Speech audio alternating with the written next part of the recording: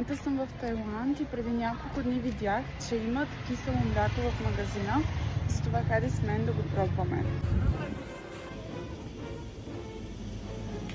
Виждам го.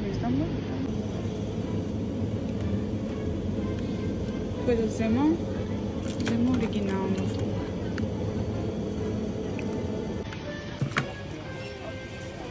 Събрах се и сега ще пробваме. Искам да кажа, че преди нещо, което ми направи впечатление, е формата на този йогурт. Толкова перфектната форма на кръгче, все едно е някакъв витамин.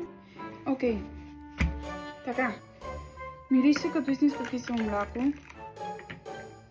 Няма тази форма, обвисли, като на опаковката.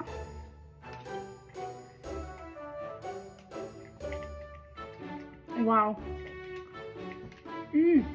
Едно към едно е. Не се шегувам. Същото е. Знам, че Япония мисля, че е единствената държава, която разполага с бактерията, от която се прави киселото мляко.